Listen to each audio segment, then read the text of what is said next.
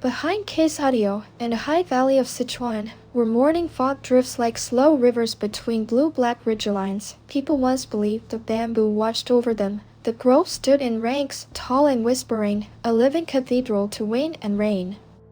In this place, locals call it the Valley of Bamboo. Life used to move with the patience of seasons. Market chatter at dawn, tea steam curling from chipped cups, the friendly rhythm of footpaths warm smoothed by generations. To a United States listener, think of a farm town where the sheriff waves from a pickup, where the diner refills your coffee without asking, where news travels by porch and by gossip before it ever reaches a screen. That was the valley's heartbeat: routine, trust, unhurried time until the winter of 2011, when the clock began to tick in a different key.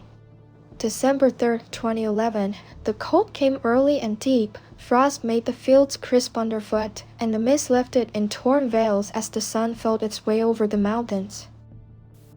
Auntie, an old herdsman whose name carried the weight of reliability, stepped out before dawn with the same tools he always used: a walking stick smoothed by years, a coil of rope, patience. His animals knew the route. Their bells gave small steady notes that told him all was well.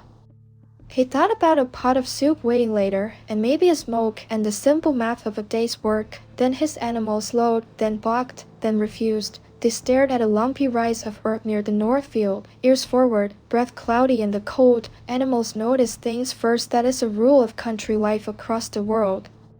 He followed their gaze. He smelled the place before he fully saw it, not the sharp scent of fresh blood, but something quieter, a heavy stillness layered with damp soil. He came closer, curiosity wrestling with dread, and saw what his mind tried not to see. There, half buried in mud and straw, was a human body. The neck was ruined by a precise, terrible absence. He stumbled back and called for help, the word help leaving his mouth in a burst of steam. His shout traveled down the valley, caught by the wind and by ears trained to hear trouble. That morning, trust cracked. Police from Tucson responded quickly. They cordoned the area with the kind of hush that says experience.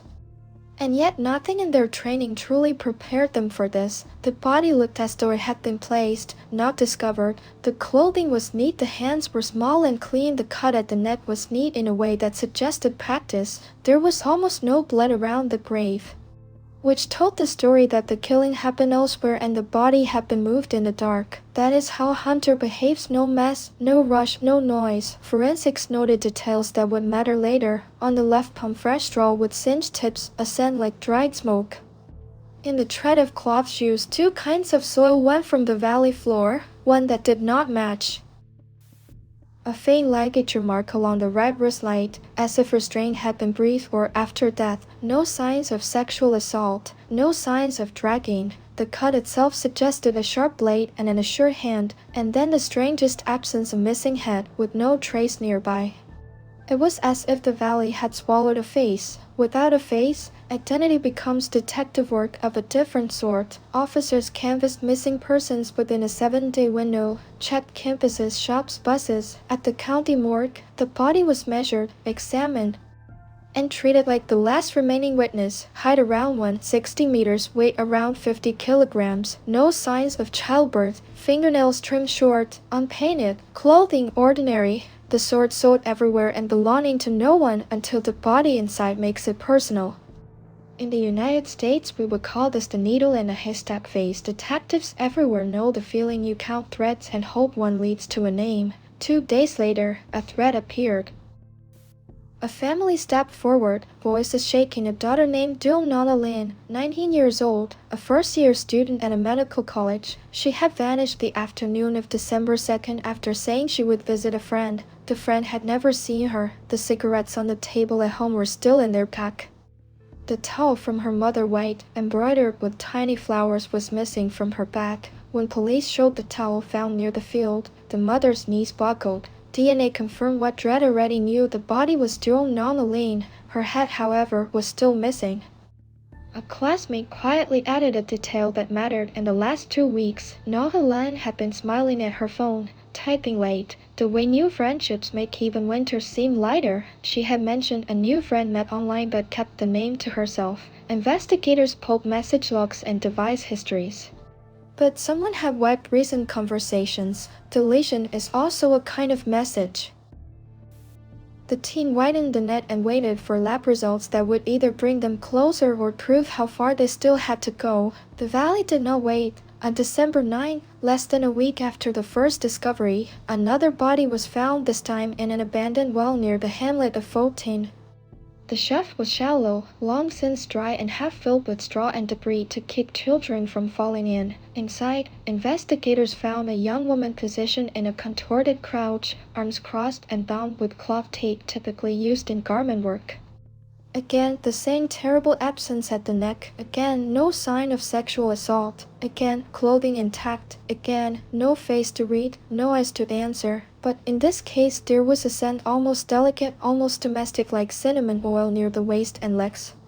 A fragrance that did not belong to weather or earth, not the smell of covering up as much as a ritual of care gone wrong. Neighbors recognized the nightgown. It belonged to a 20-year-old shop assistant named Long Than Truck, reported missing on the morning of December 7th. She lived with her grandmother and had gone to bed early the night before. The implications that heavy she had left or been taken in the night. Without a cold, despite temperatures dropping below 10 degrees Celsius, that meant caution or familiarity, someone who could get close or someone who could persuade. A witness then added another clue. On the evening of December 7th, a three-wheel cart rattled past the forest edge.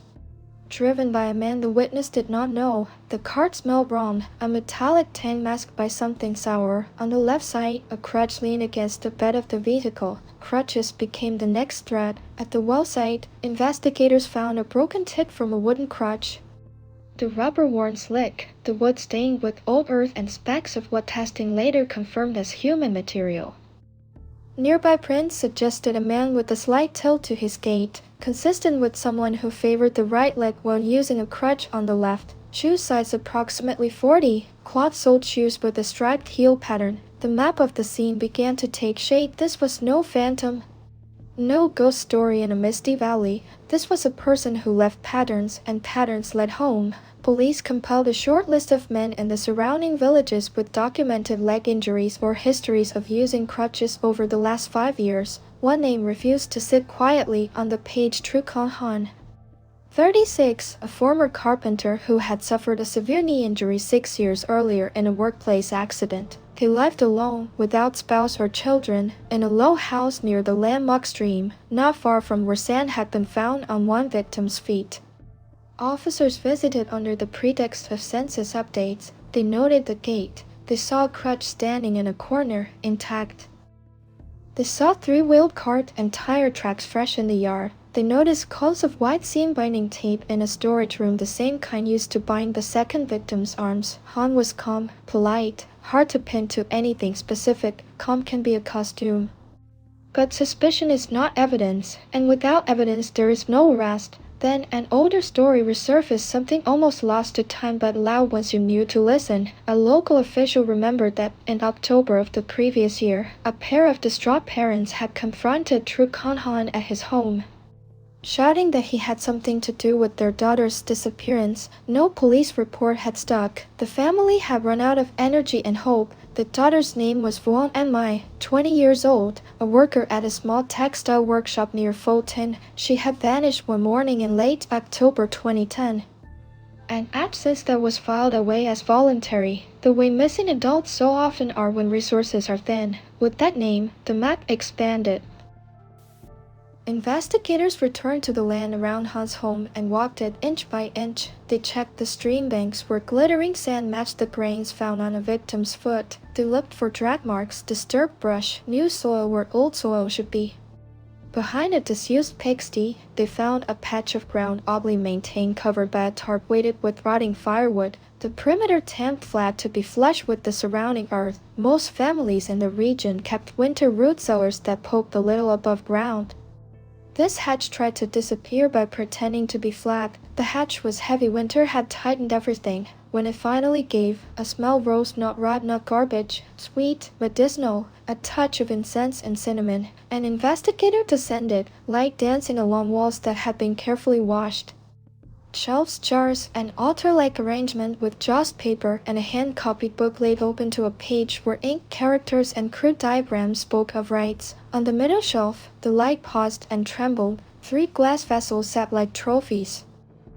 Inside 2 faces remained recognizable, floating, as closed as if sleeping. The third was a bare skull. 2 additional jars waited, empty, above ground, boots shuffled, radios whispered. A line officer stepped away and stared into the trees until the world steadied. The scene was secured and photographed. Lab teams moved with the choreography of grim expertise, and then almost comically, if not for the fear, the front gate creaked. True Kong returned from a market errand with a small bag of groceries. He saw police near the pigsty.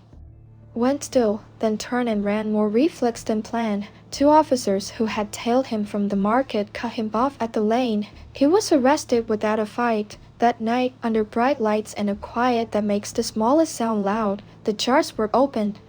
Samples taken, identifications begun. Within hours, preliminary DNA linked one head to Vuan Mi, the young textile worker who had been missing for more than a year, and another to Duong Na Lin, the medical student found in the field. The third head did not match anyone in the immediate missing persons registry. That meant the count of victims was higher than the count of reports. It also meant someone without advocates, perhaps from another district. Perhaps someone whose caretakers did not or could not go to authorities had been taken. The truth was wider than the valley. Interrogation began and stalled. Han did not deny the cellar existed, that he would not discuss that. He sat hands cuffed, eyes drifting upward to the hum of a fluorescent tube. In the first hours he said almost nothing. Evidence speaks, but courtrooms demand words. The provincial team sent a specialist, Dr. Fo Dich Lam, a clinical psychologist with long experience in crimes where ritual or superstition becomes the engine of violence. Dr. Fo did not start with accusations. He started with belief. He admitted, as a tactic and as a bridge, that an altar has rules, that objects placed on shelves matter to people who think they matter. He talked about the open book found in the cellar, about how strangers had touched it, about how the order of things had been disturbed. He let silence stretch until Han felt it, until the calm surface of his face rippled. Then the words came, first as anger, "You do not understand."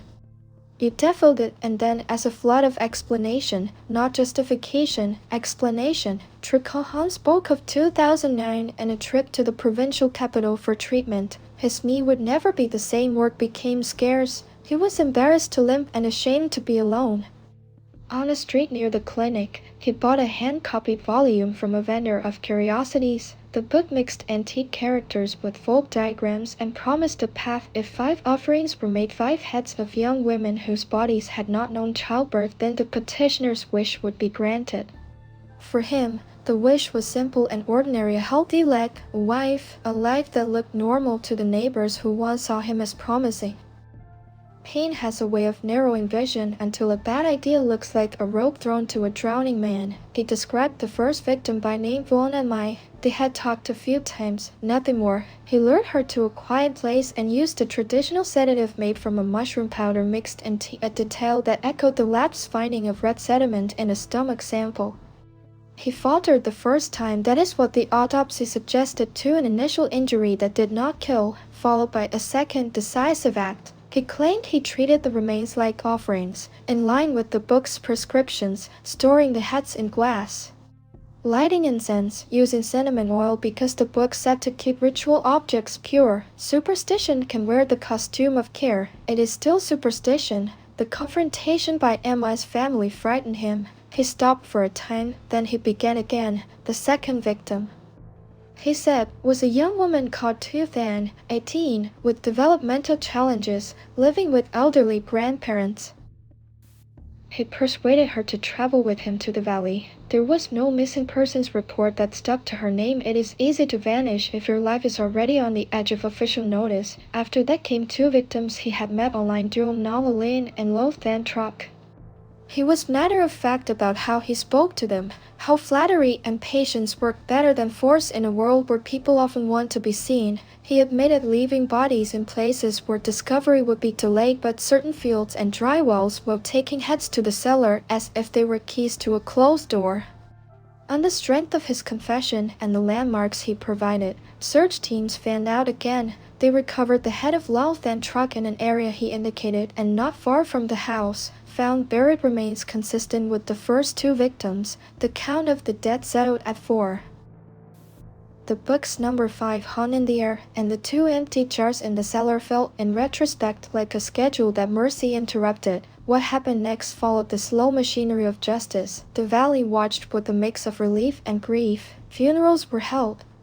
Families gathered around framed photographs. Incense burned in quiet rooms where laughter used to be. In the United States, we sometimes say grief echoes out. Here it traveled across fields like a call to heaven. Investigators wrote reports that will be stored in boxes no one wants to open again. Prosecutors shaped the case from evidence that was already more than any jury needed. In the end, the court sentenced True Con Han to death. No verdict brings a loved one back, but some verdicts feel like a line drawn where a line was needed. There are lessons. And they are practical. The first is about silence. Isolated places breed isolated records. Jurisdictions do not always talk to one another. A missing person in one village is not automatically a red flag in the next. The second is about pattern. When the same methods appear, precise ones, a moving vehicle no one recognizes, makeshift restraints, it is worth assuming connections early and proving them wrong, not the other way round. The third is about people. Loneliness and injury can drive magical thinking, but they do not excuse it. Drivers, not excuses. Communities must create places where pain can surface before it hardens into harm. There are also lessons about how we tell these stories. We must say the victims' names: Jerome Nana Lane, Lo Than Truck of Wong and Mai, and Tu Than, and say who they were beyond the worst thing that happened to them. A student who wanted to heal others, a shop assistant who helped elderly neighbors count coins when fingers shook, a textile worker whose mother still sets an extra bowl at dinner out of habit, a young woman whose mind worked at a different speed but whose smile made her grandparents' house warm. When we speak of them this way, we pull their lips back from the edge of a headline and return them to the neighborhoods that raised them. To American listeners, think of how small towns hold together: coffee and gossip, church and softball, the little frictions and big kindness. The valley was like that. It will be like that again, but with a different kind of watchfulness. The bamboo still stands, the wind still moves, the people still get up early because animals need feeding, and fields do not wait. And under that routine, a promise that they will notice sooner, that they will call sooner, that they will connect the dots faster than a hunter can move in the dark. This is the voice of one person, but it belongs to many. It belongs to the families who kept showing up. It belongs to the officers who walked 100 cold yards because details hide in cold places. It belongs to the technician who matched straw fibers under a microscope, and to the psychologist who knew that a distorted faith can be a lever in an interrogation. It belongs to anyone in any country who believes that routine and trust are not weaknesses but responsibilities. This is Behind Case Audio. I want you to picture a morning in the life of Jerome Nana Lane before any of this. She studied diagrams of bones and blood vessels by lamplight, the kind of late-night grind that turns coffee into ritual and highlighters into tail musnums.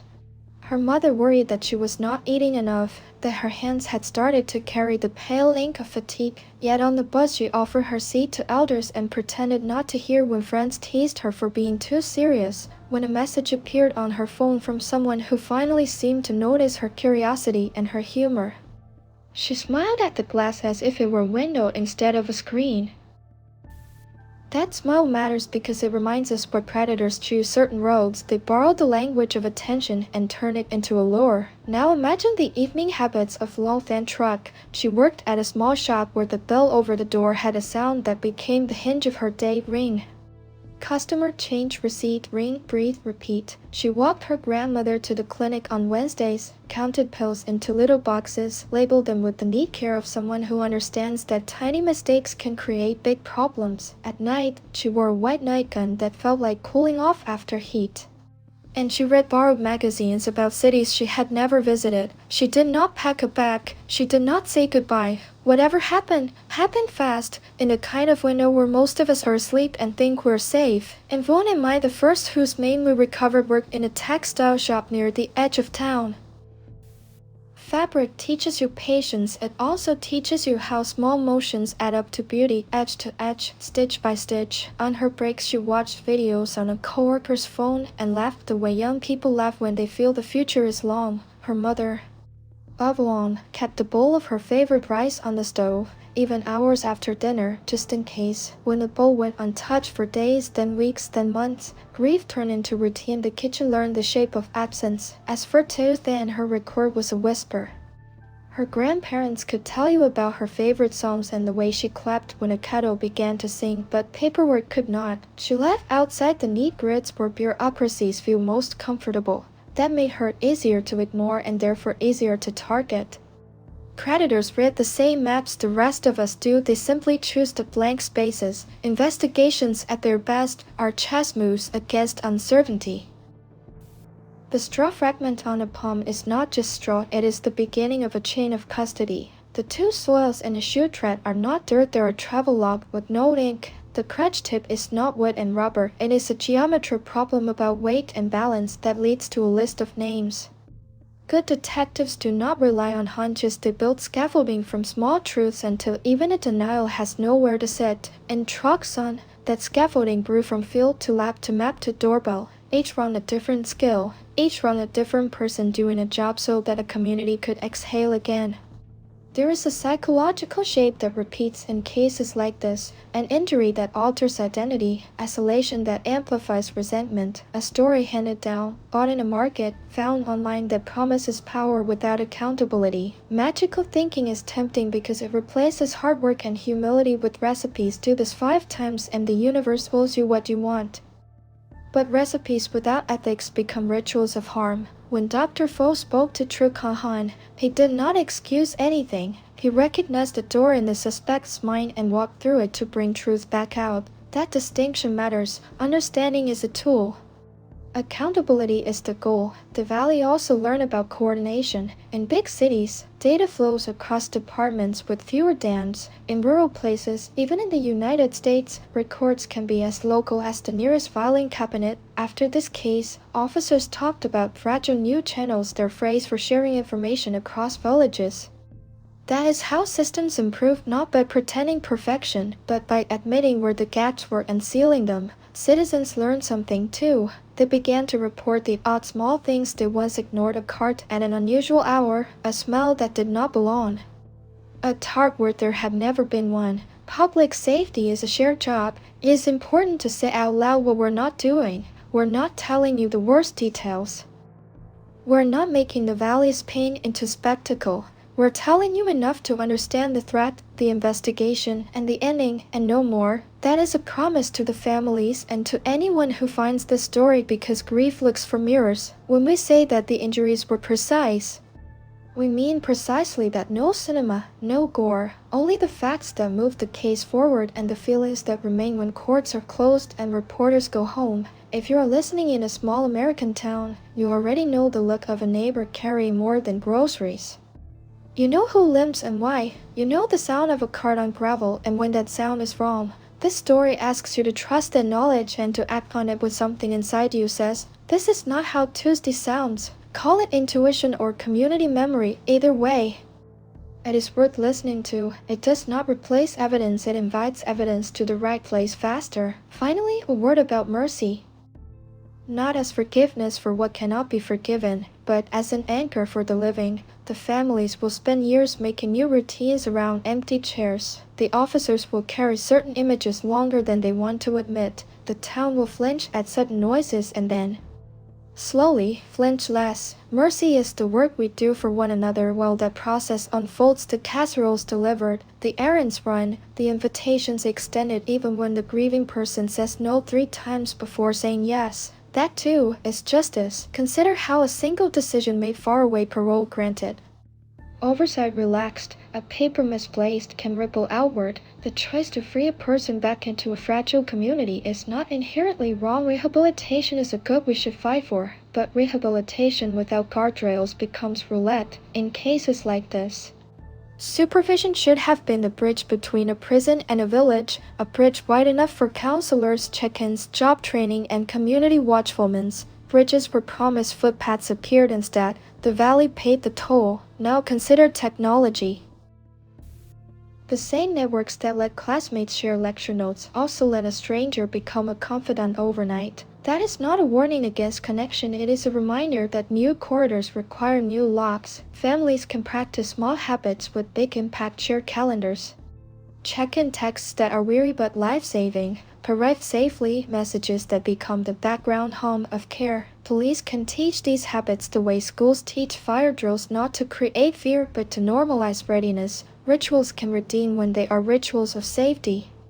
Think, too, about symbols. The jars in the cellar were meant, in the suspect's mind, to hold power. But the true symbols of power in this story were the ordinary things that turn into evidence. The toll a mother sewed for her daughter, the seam-binding tape used by countless households, the handwriting in a notebook filled with hopes and appointments. The investigation's art was to return those objects to their rightful meaning, not as trophies in a false religion, but as threads that stitched a case closed. The work of the laboratory deserves more than a passing mention. Think about how a single fiber can argue how a small curl of straw almost sings its origin if you ask it the right way. Under magnification, the notes along a stalk tell you whether the stalk was pulled early or late in the season. The slight scorch scent clinging to the fragment suggests proximity to controlled heat, perhaps a kitchen stove.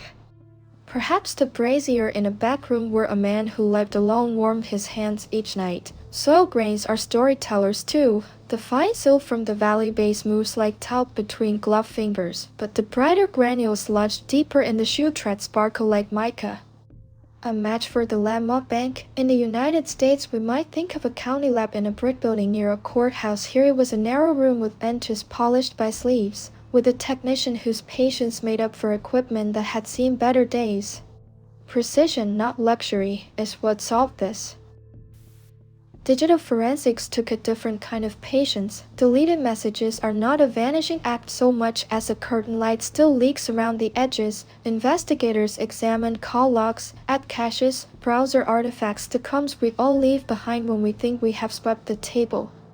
A handle used by a stranger on a messaging app connected to a prepaid number. The prepaid number connected to a stall that sold SIM cards without questions. The stall was 3 blocks from the street where Tru Kong Han bought his hand-copied book years earlier. It was not a single link that built the case, but a chain braided from threads that on their own might have snapped. That is how modern cases work, not one perfect clue, but many adequate ones, aligned. Let me widen the frame for American listeners. Picture a small Midwestern county where the sheriff knows the names of the kids who ride their bikes past his porch. When a person like that is released from prison, there are supposed to be mechanisms, probation meetings, home visits, counseling referrals that bridge the gap between intention and behavior. Those bridges fail when caseloads are impossible, when agencies stop talking, when budget meetings care more about numbers than neighbors. In Tucson, something similar happened at a different scale. Oversight existed, but as rumor more than rope. After this case, those ropes were tested for weight. Some were replaced entirely. What does it mean that a book could become the pivot of a man's life?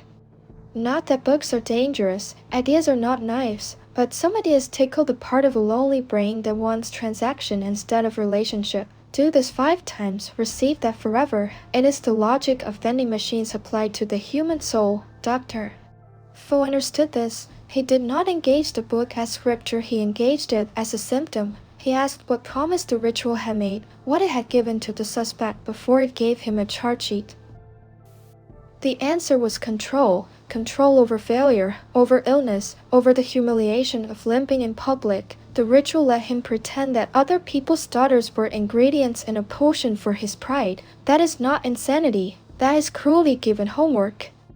Drivers, not excuses, return for a moment to the families. Bob Wong still sets 2 bowls at dinner sometimes, because muscle memory does not vanish just because you finally slept 1 full night. Lo Then Truck's grandmother folds laundry twice on Thursdays, just to have something to do during the hour when her granddaughter would usually come through the door in their white nightgown, asking about the radio show with the loud host. The medical college keeps Duo Nala Lin's student aid in a drawer that only one administrator opens every spring, to read the name out loud in private before locking the drawer again.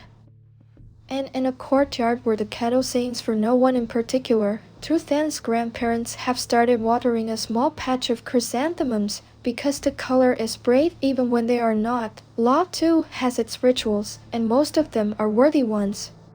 The indictment is a story with footnotes. The arraignment is a promise that the next steps will be seen and recorded. Motions in the mind are defensive spells that try to keep the trial focused on what matters and safe from what does not. When the verdict came, it arrived the way winter always does in the valley, not with a shout, but with a long exhale. People did not cheer. They stood a little straighter, carried their groceries home, and allowed themselves to talk about the dead in complete sentences again, sentences that start with "she was," not "she would have been." There are practical takeaways you can carry into your own life. When meeting someone new, make the rule that the first meeting happens in a public place in daylight.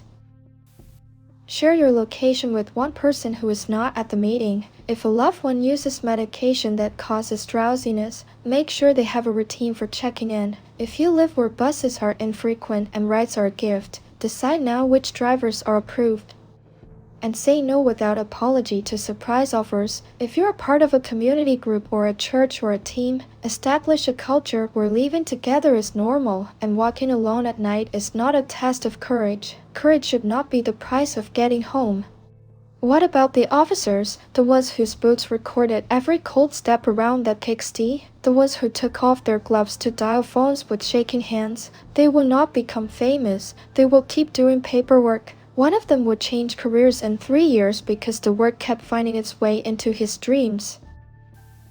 Another will stay and will be the person who starts all future briefings with a checklist that includes, are we sharing notes with neighboring towns? And do we have a dedicated liaison for families? The case will not make them cynics, it will make them specific. I promised a strong ending, not a tidy one. Here it is. Communities are not built by fear, they are built by looking directly at what tried to scare you and deciding together that you will be the ones who write the next chapter. The Valley of Bamboo is still there.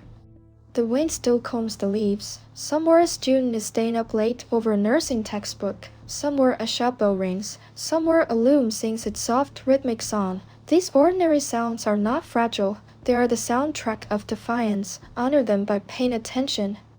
By telling the truth early. By taking care of each other as if the next good morning depends on it, because it does.